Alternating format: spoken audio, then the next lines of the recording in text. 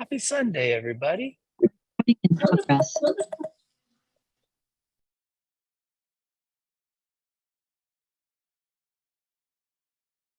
Nice to see you all. There I am. Let's start seated. Just a comfy seat, something that feels supportive.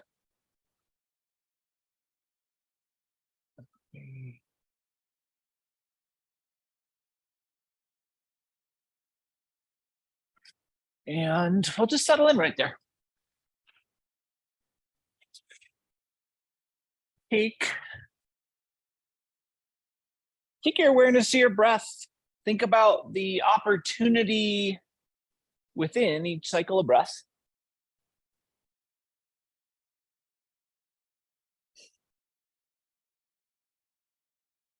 See if I can get just a little bit more light on me.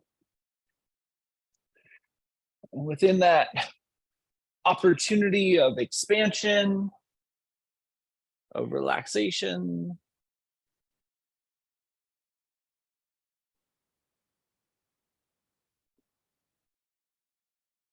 every piece in between.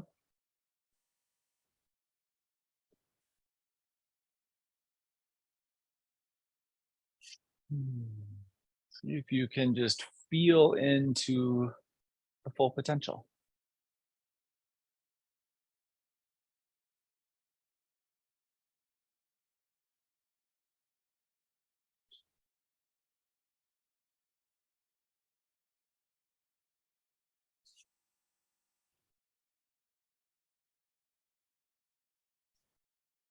Give ourselves just about 45 more seconds here.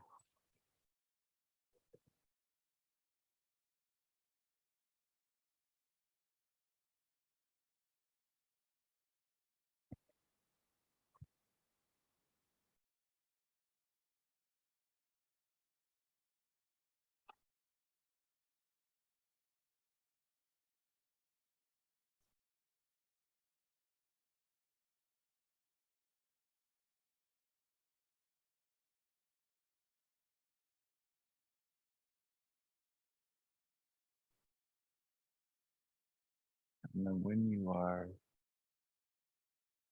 when you're ready, let the eyes just blink open. As the eyes blink open, let's take our right hand and extend it skyward. And let those right fingertips come over to the left side of the head. And then with that right hand, pull and elongate the lateral edge of the neck. And at the same time, you can either walk that left hand out towards the left, you can keep it planted, or you can take that left hand kind of at shoulder height. Really try to find what feels the most relief in the neck itself, offers the most relief in the neck itself. And then bring a little bit of energy into the head, push back against those fingers, and really try to feel the musculature on that left edge. Try to elongate.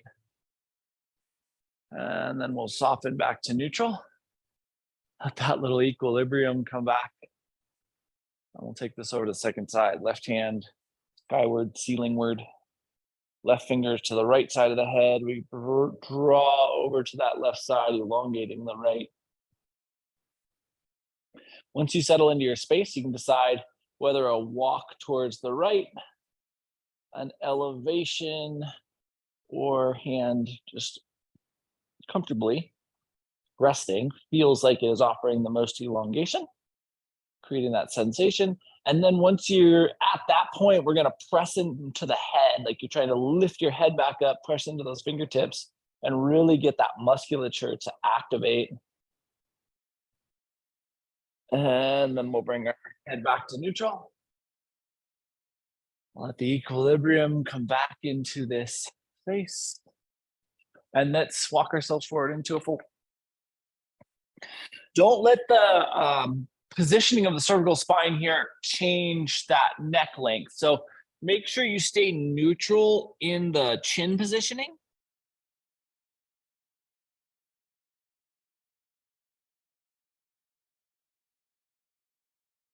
About the hips relaxing as you get more and more into this low back expansion.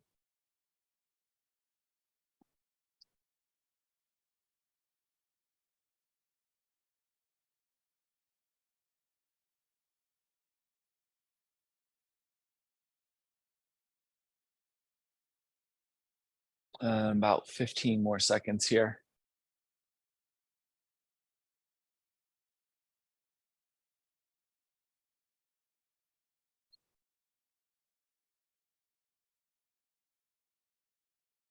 When you're right, when you're ready, walk yourself back up to vertical. Let's take those shoulders and squeeze them up towards the ears, turn the palms over, and then squeeze the shoulder blades back. Create that openness now, this lateral room for the head and neck itself as you broaden across the collarbone space. And then let's take that width that we have. So try to keep the posterior chain, that upper posterior chain active as we transition into hands and knees tabletop. You'll notice how hard that actually is. And it's a pretty good indication because, right, the spine's only neutral here, right? So when we are in a neutral position, it's very hard to keep the posterior chain active enough to counteract all this anterior softness that we spend in computer shape. So think about broadening out, being really active. And then once you get that width, settle into the torso just a touch. And then let's curl our toes, lift our seat, and find our way back into down dog. As you find your way back into down dog, really think about creating that sensation of elongation, pedal out into the calves, get some room into the heels.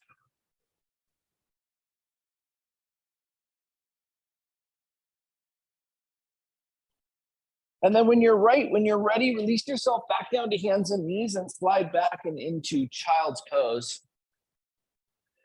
And I'll add a little color to my top so I don't look like Darth Vader.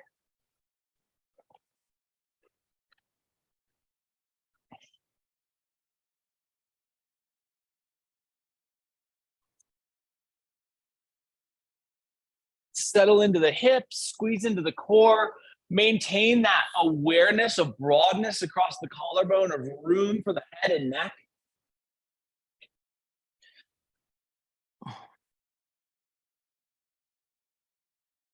And then let's pull ourselves back forward to hands and knees tabletop. From hands and knees tabletop, we'll once again settle into that width, and it requires a lot of strength. So think about the amount of strength you're using to create that, then curl your toes, roll back into down dog one more time. We'll get all the way back into that lift, that space, that expansion, and then delicately walk ourselves forward and into fold. As we come into that fold space, let your head soften all the way down into this shape. Really think about the head as the guiding point, not the restrictive pieces. And then drift your awareness to your sacrum. We'll roll ourselves up vertebrae by vertebrae, coming through that low, mid, upper back, lumbar, thoracic, cervical spine into this nice amount of neutrality. And again, now think about how deactivated the musculature feels here in the upper body, and try to roll the shoulders out and bring that activation in.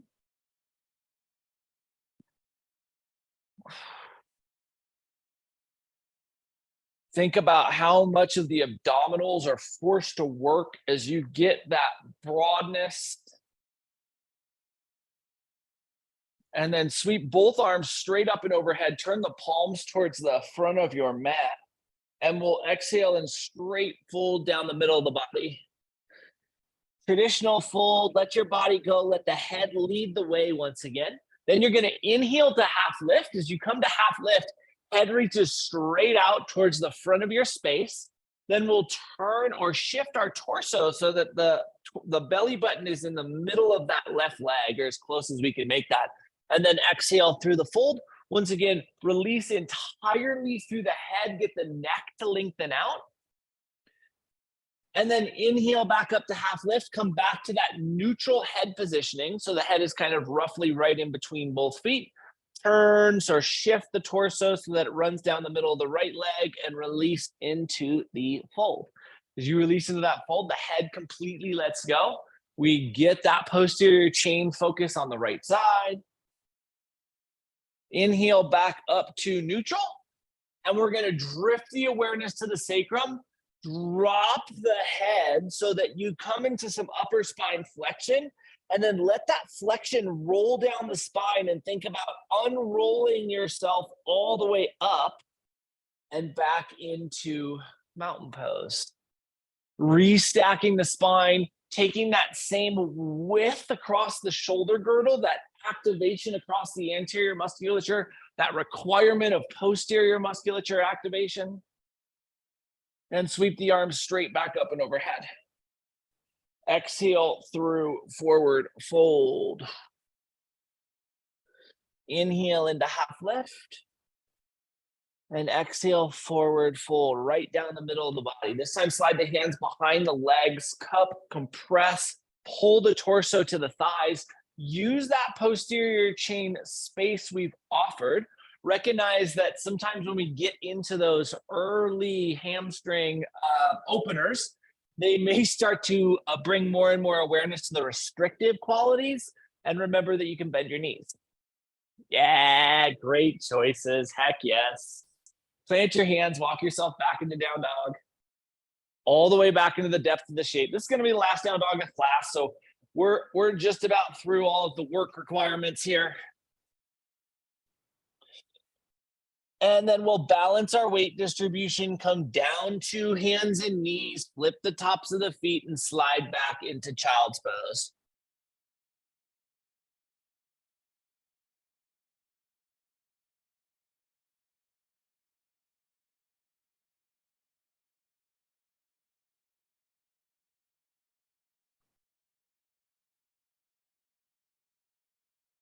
Settling in, feeling the hips compress to what is available.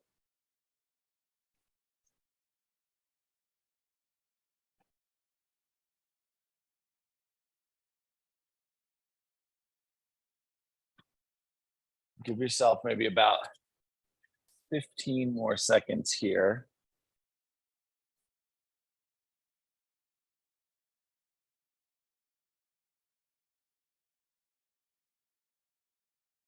And then we will pull ourselves back forward to hands and knees tabletop. Flick the legs out in front of us. Before you get 100% settled in, just make sure you have your blanket or towel handy. We're going to go from a blanket shelf fold to a hot dog fold. And that's going to come down right behind us. And for the moment, that's just going to hang out there. So really wanting to make sure we have a nice fold. We want a roughly equivalent density on each side. So if you have some pinching in the middle, just make sure you get that out. And then we'll extend the legs out in front of us. Find the torso alignment where we can be nice and vertical. Then bend your left knee. So left knee comes in towards the torso. So last week we worked towards those open twists. This week we're going to work more towards the closed twist. We're going to take our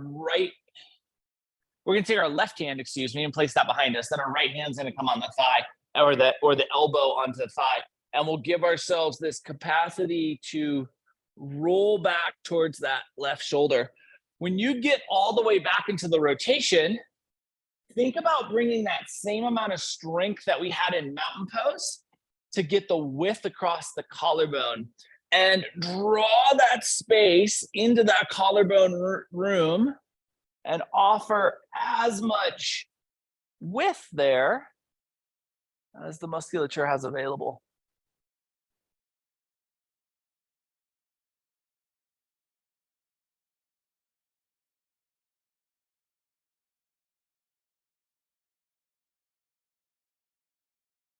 And then we'll rotate back to neutral. Let your left leg extend down the mat and just follow that into a fold.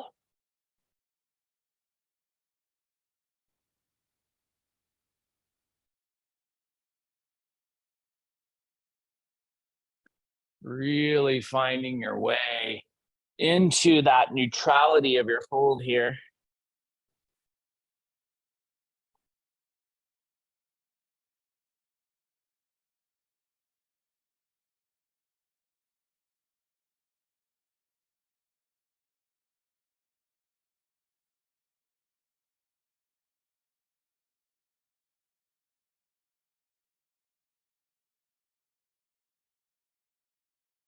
And last 10 seconds.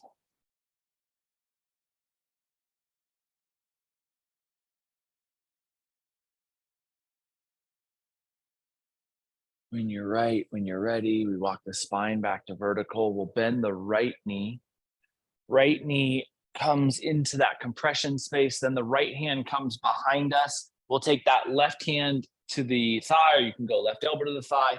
And then we're rolling back into the twist and then bringing that activation across that upper posterior musculature, thinking about the shoulder girdle just really expanding into its full capacity within the twist. And it's a lot of work because generally when we get in these twists, our shoulders kind of roll against the twist and we start to collapse in towards the sternum to make the upper half of the twist more accessible, because the thoracic spine just doesn't rotate as well as the lumbar by intention, by purpose.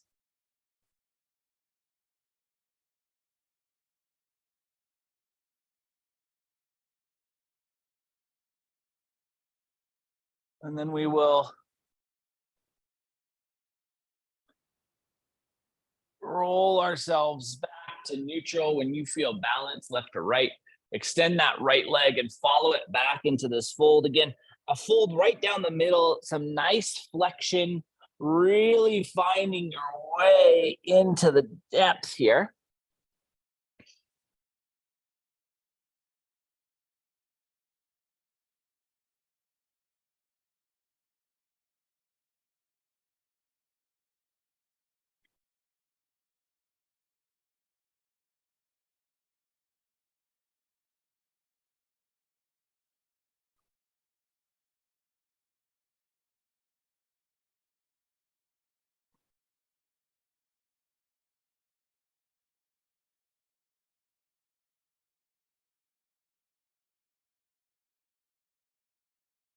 That's 10 seconds.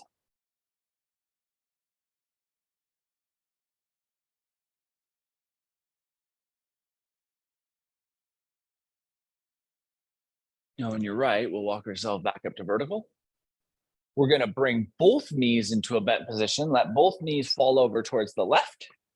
And then walk your left hand over to the right side of the mat behind you. So we get the rotation. We're headed into this prone twist. The blanket here is to provide a little bit of sternum lift. You don't necessarily need it, but while we walk ourselves down into this twist, the belly button rolls as much underneath us as possible. It's why we've done this lumbar warm-ups, all these lumbar warm-ups. The biggest key here is that posterior musculature. So we keep the shoulders active. And I always harp on that. And we've built the front half of this class around this, because if you get into this shape in particular and you just let the humeral head roll forward in the shoulder socket, you can come up out of this shape and have essentially dislocation of the shoulder capsule, the shoulder socket itself. So really maintain that posterior musculature activation. Think about that almost as your primary requirement in this shape.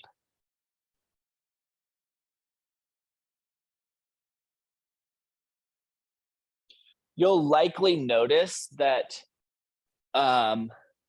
with as much of that upper shoulder girdle awareness as we have, the rotation itself is harder on the musculature, on that anterior musculature. So you may be getting some abdominal, some oblique musculature really working, really getting pulled into some length. Good thing. That's a very good thing. It doesn't happen that commonly.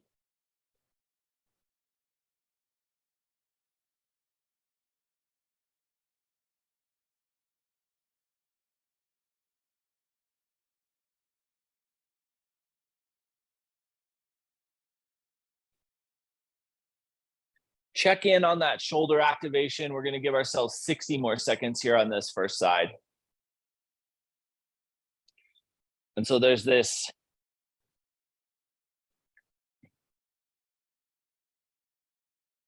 yogi walking through a forest.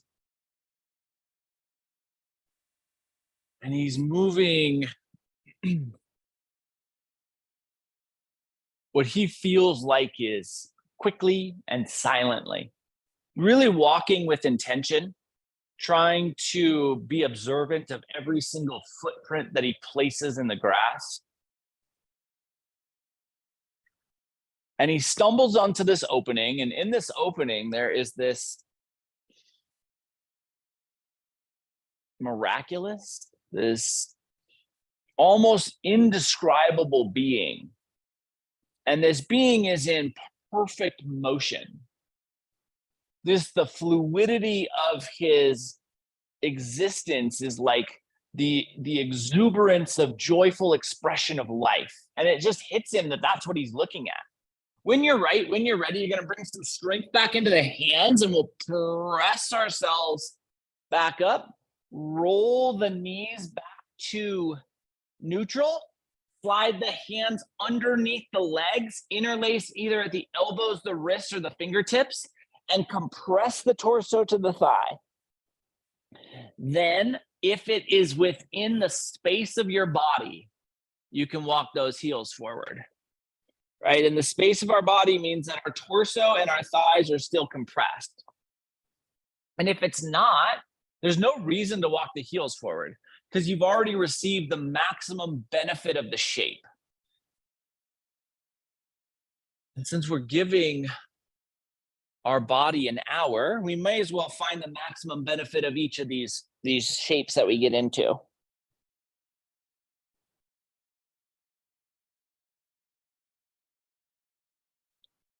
We'll hold this space for about 55 more seconds. So as he's watching this being move, it's like a dance of ecstasy. And there's no sound, and this being is huge, maybe 8 feet tall, it seems. And it hits him almost like someone is speaking to him telepathically. He has stumbled across Shiva, the Adi yogi, the very first yogi. And his heart rate picks up, intensifies. He starts to feel like his body's going to burst into sweats. And he steps out of the shadows and into the sunlight. When you're ready, we'll bring the torso back up to vertical. If the legs extended forward, we'll bring those back to a full bent position. Let the knees fall over to the second side, the right side. And then the right hand is going to make its way over to the left side. You're going to aim your belly button down towards that blanket that we have behind us still, and then lower ourselves down. Hands can be wherever is comfortable here, but we have that shoulder activation.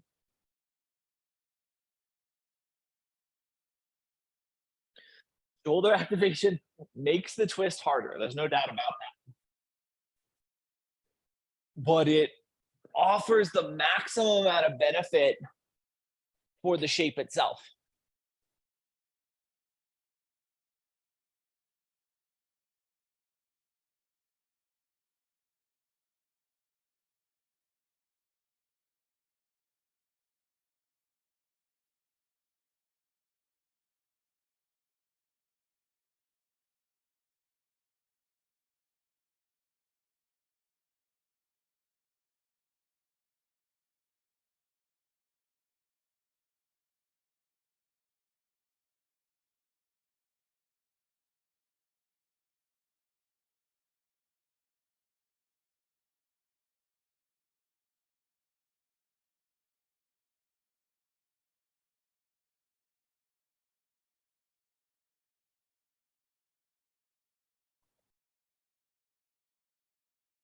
Check in on that shoulder intensity. Make sure you haven't lost it. And so as this yogi steps into the sunlight,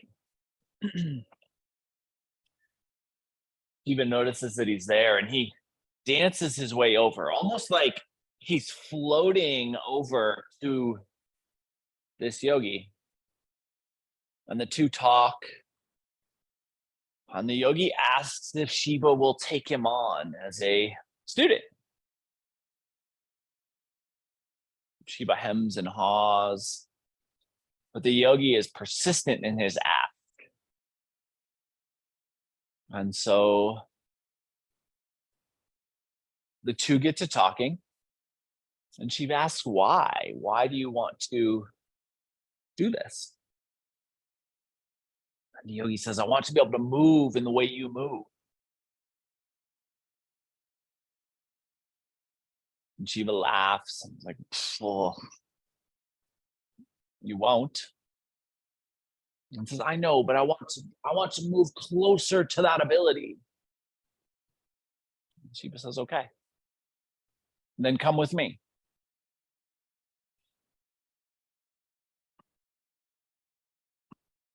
As you feel balanced left to right, hands find the strength to press into the mat. We lift ourselves back up, rotate the torso back to neutral, and once again, slide those hands underneath the hamstrings, wrist, elbows, or fingertips, whatever's most comfortable. Torso is compressed to the thighs. And then if it's within our body's ability to move, the legs can extend down the mat. Again, if it's not, don't. Just find that posterior musculature and really start to allow the shape the maximum interplay with that posterior musculature expansion.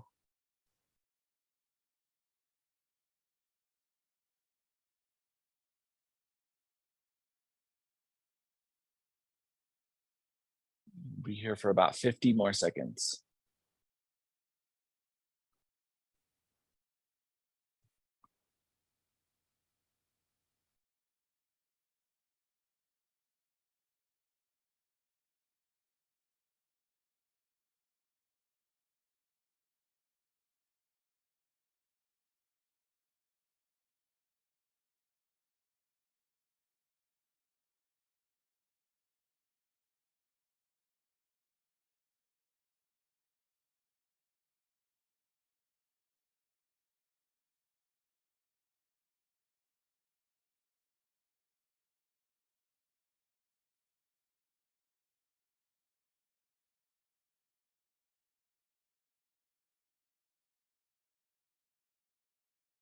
Last 10 here. Check in on that activation of the posterior musculature. We really want this to be on the backside of the torso.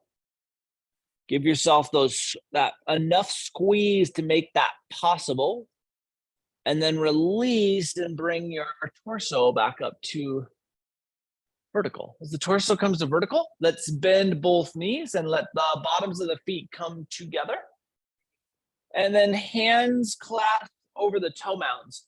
Push the toe mounds together, keep the heels together, and tilt your torso forward into this little seated forward fold.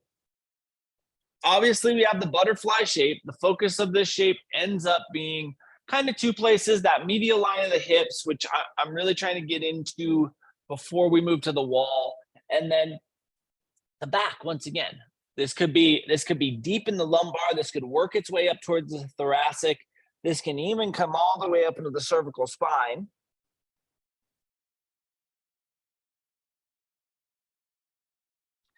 Then slide your elbows on the inner edge of your calves and see if you can just energize the elbows into the calves a little bit to both bring your torso down, because the hands are going to be the counteract here. So the hands are underneath that toe mound. That's going to counteract and pull the torso in. And then also open up that medial line just a little bit more. And we're just going to be here for about 15 more seconds.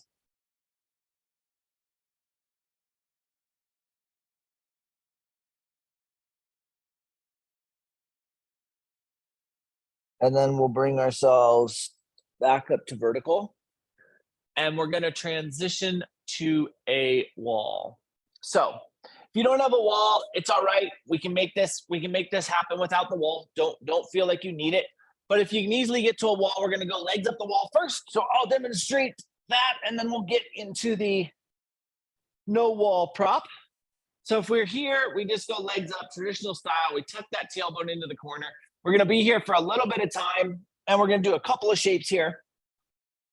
If we don't have a wall, we can utilize that blanket in the form that it's already in underneath the tailbone just to give the hips a little bit of height. And then you can bring your knees or you can bring your quads, so femurs, to a vertical position. Knees can be bent. You can also extend the legs up, and the lower you have that prop, the easier that will be. But if you have a wall, obviously, you don't need to worry about any of this. We just have that space. So totally up to you how you do this.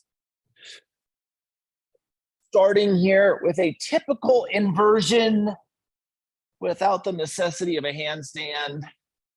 Reverse the blood flow. Use the posterior torso length that we've created. So really feel the neutrality of the spine if the low back is arching, and it's relatively unlikely that it's overarching here. This is a pretty neutrally forced shape, but if you do feel some arch in the low back, squeeze into the core and try to push the tailbone deeper into that corner. That'll help neutralize that.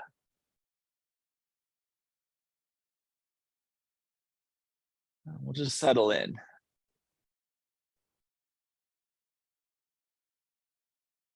So little bit of physical explanation of why the early portion of class was the way it was and why we're here now. So the goal here is to get the lumbar to free up.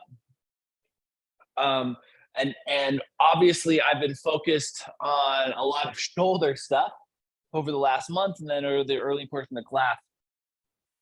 But today we were focused on that expansion of the upper back. And if you think about everything being interlaced together, if we can get that upper back to get some space into it, we can create some room there. Then as we get into this neutrality, that lower back musculature can really be at ease, even while it is being pulled into what is its true neutral length capacity. So really think about settling into the low back here over the course of the next 120 seconds before we move.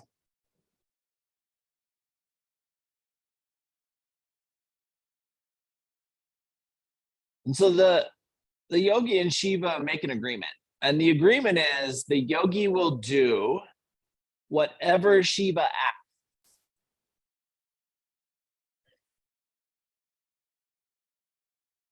And so Shiva asked the yogi to show up at this specific tree the next day at 4:05 a.m. And the yogi agrees. He goes home. He can barely sleep that night.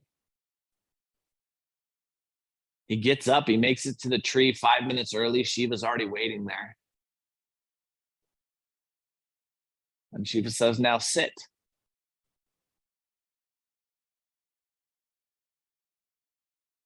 And so the yogi sits down.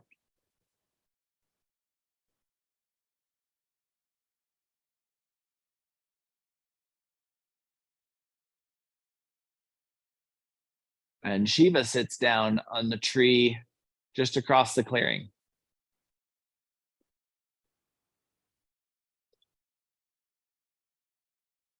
So to provide a little more detail, because I did a bad job explaining that, both the yogi and us is seated cross-legged, easy pose style underneath the tree. Shiva just across the way, seated in the exact same way, cross-legged, easy pose underneath the tree. Shiva closes his eyes and he's perfectly still, perfectly balanced. And this yogi just has his eyes transfixed on Shiva.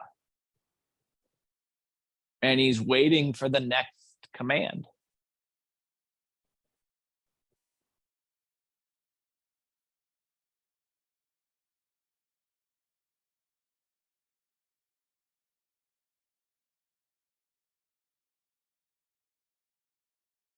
Last 10 seconds here.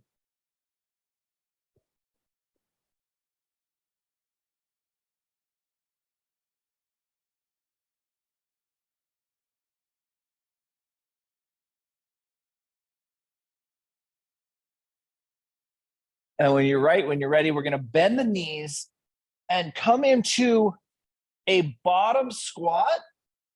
Obviously not vertical, a horizontal bottom squat. Okay, so think about if your wall, if you do have a wall, I'll get to if we don't have a wall, but if you do have a wall, think about your wall being the floor, and think about where you would need to get the weight, and that is in your toe mounds, right? Because you're going to lose that toe mound weight here. Everything's going to be in the heels.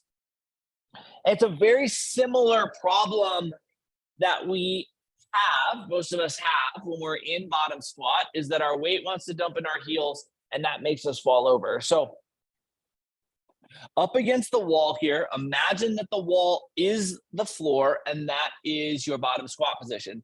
Then push enough pressure into the toe mounds so that you feel balance there. If you are not against the wall, this is just kind of a modified happy baby, right? So you can take the hands to the shins on that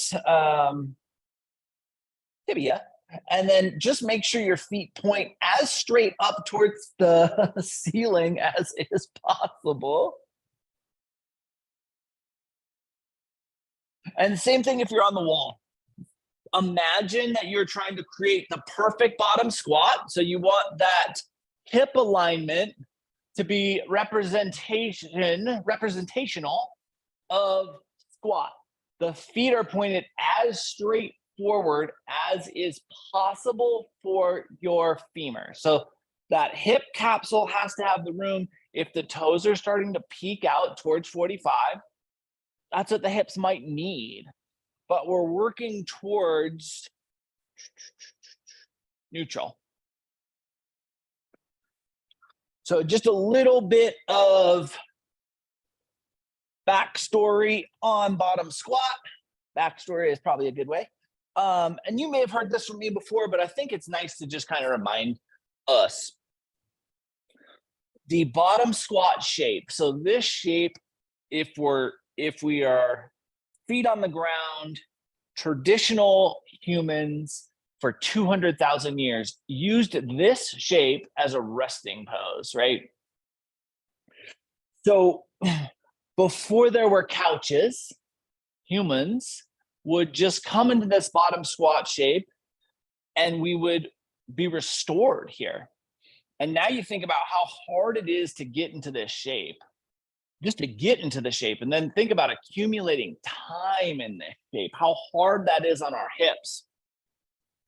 We've lost the potential reset power of this as well, because bottom squat is a perfect reset for the lumbar pelvic bowl integration. So low back to hips, upper to lower body, perfectly integrated when we can get into bottom squat. Gravity is pushing down right to that meeting point while the lumbar is neutral. And that's why this shape is so valuable to the human physiology. And unfortunately, due to the way we exist, so very hard for us to get into. So we've been here, well, we've actually been here a pretty decent amount of time already. I have been talking a lot. We've been here about 2.5 minutes. And you're likely already feeling the tension in the hip capsule. You're already feeling the tightness around the hips themselves, maybe even the tightness in the deep lumbar down into that integration musculature. And we're not even weight bearing. So see what you can do with the tempo of your breath here. Start to slow down the tempo of your breath. Work towards a 30-second inhale and a 30-second exhale. That is a remarkably challenging breath pacing. But the closer you get to that, the more your body will be at ease. The more any residual tension that is starting to build will start to reverse and dissipate.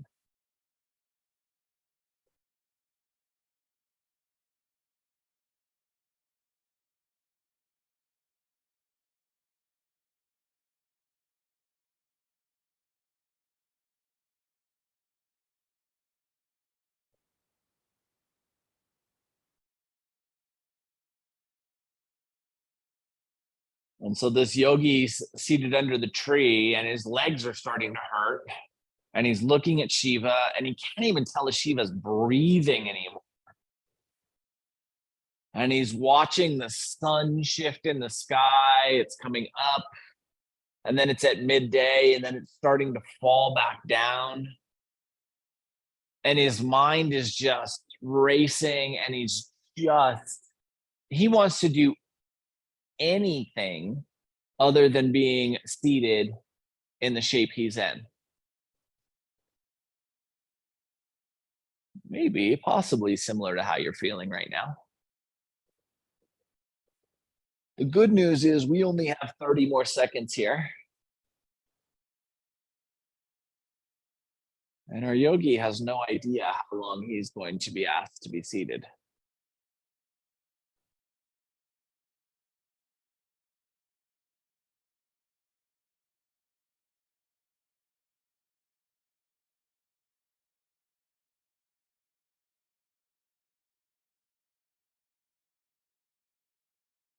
When you're right, when you're ready, we can press away from the wall, return back to a traditional horizontal alignment. So that can be as little or as much movement as you want here to get back onto your mat or not onto your mat. Just a nice settling.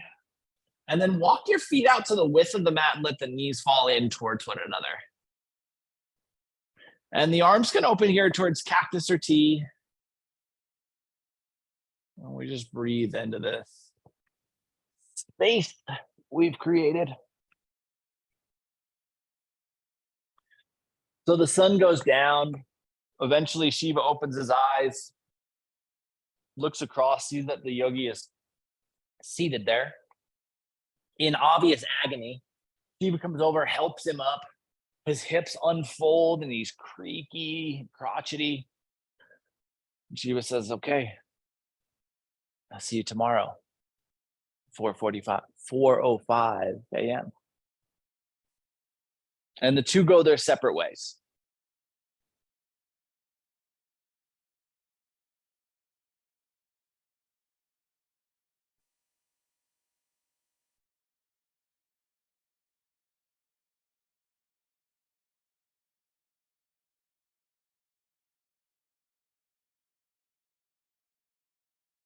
Give ourselves about 30 more seconds here. The yogi shows up again 5 minutes early the next morning. Shiva's already there.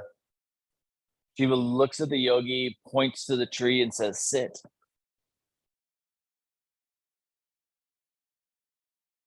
And the yogi goes over and he's starting to get down and his hips are already hurting before he's even made it 10% into the way it's his decline. And he looks at Shiva and he says, no, why? When you're right, when you're ready, feet. Let's see, feet are wide. We go knees back out to the width of the feet and then walk your feet back in. Your knees will follow. Feet come back into fist distance and then we're going to rock our knees side to side here. Nice little dynamic rotation for the lumbar spine.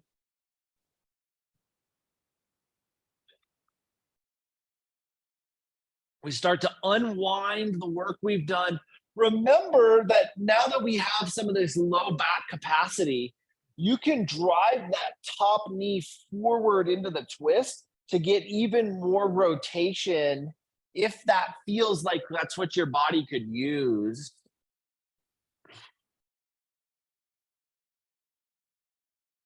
It's a pretty dramatic extra availability there. There's probably 10 to 15% more room to rotate if we choose to take that top knee forward at the edge of the twist or the edge of the traditional twist.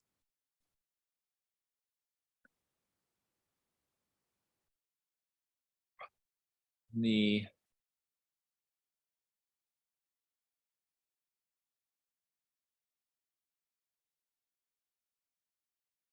next time the knees fall over to the left, let's allow them to just stay there. If a static twist doesn't feel like it's good for you, feel free to continue in that dynamic rotation. But if you can use a little stillness, or if your body can handle a little stillness at the end of practice here, we'll find our way into that static twist.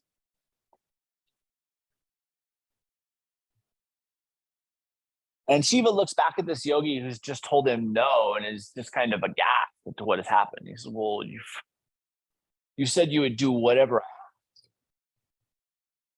And the yogi shoots back at him and says, I said I wanted to learn how to move like you. Why are you having me sit all day?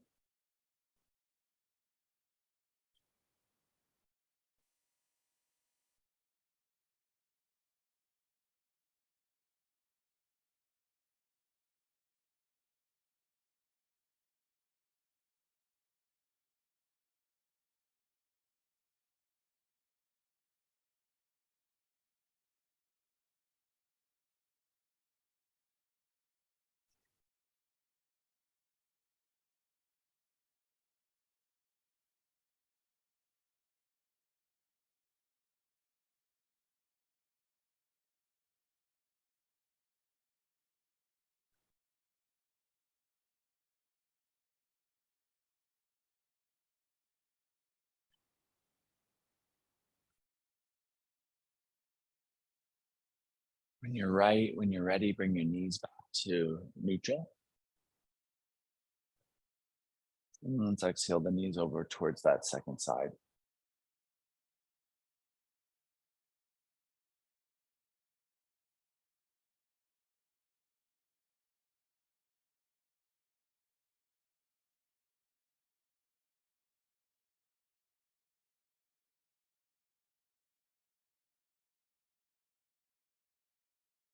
And so Shiva says, do you know how to ride a bike?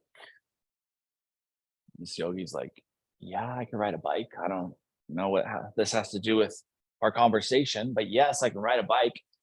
And then Shiva snaps his fingers and there's this bike-like object. And I say bike-like object because it's clearly not a standard bike. And Shiva gets on it and he starts pedaling and he jumps up on the seat. And the bike is just whizzing around this circle. And he's doing handstands on the handlebars and the seat. And he's jumping around. He's just performing tricks, right? Moving with the same grace that he had when he was dancing in the meadow. Now on top of this bicycle that is moving at a rate that just doesn't even seem possible. When you're right, when you're ready, knees return back to neutral, kneecaps point towards the ceiling. Your eyes closed, the awareness drifts within you. You ask yourself if there's anything you might want or need, anything that would benefit the physicality of your body before Shavasana. If there is, offer that. And if there's not, feel free to find your way into a shape where you can appreciate a little bit of stillness for the day.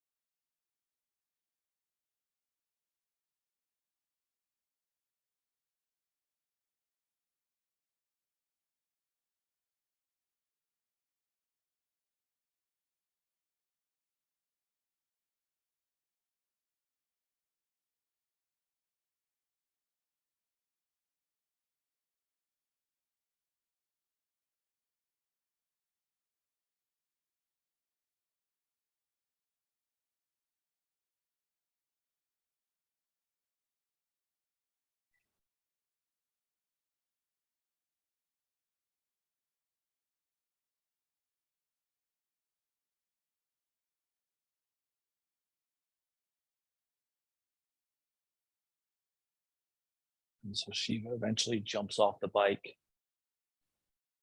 And he points to the yogi and he says, okay, now show me how you ride a bike. And the yogi gets on the bike and he takes one pedal and the bike wobbles massively. And he's moving at like a snail's pace because each time he pedals, the entirety of the bike wobbles. And then he starts to realize that the individual parts of the bike aren't even sealed together.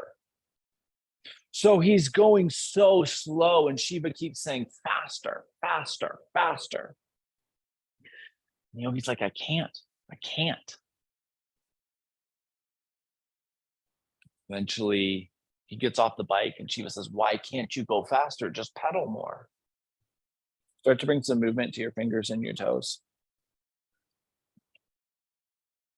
The yogi says, your bike's so wobbly, the pieces aren't together. I will fall over, I'll hurt myself.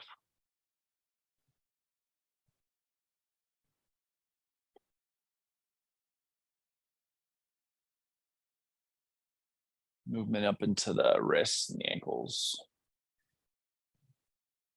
the elbows, the knees, shoulders, hips, low back, mid back, upper back, cervical spine, jaw, eyes, mouth, tongue. Eventually, there's enough movement in our body that we can transition from the shape we are in back into a seat. Finding our way back into the seated space, we get our spine nice and tall, our breath nice and fluid, our eyes closed. Shiva says, oh, you'll fall over and you'll hurt yourself.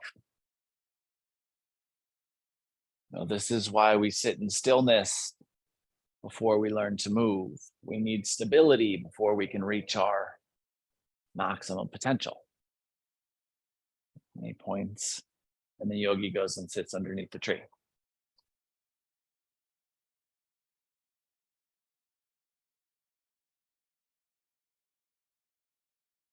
And with your next inhale, we'll bring our hands together at heart center.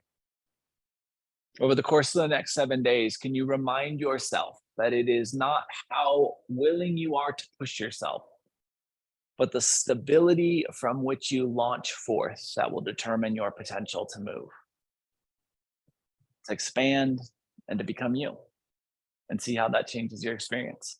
Thank you so much for being a part of this morning's practice and for being you. Namaste.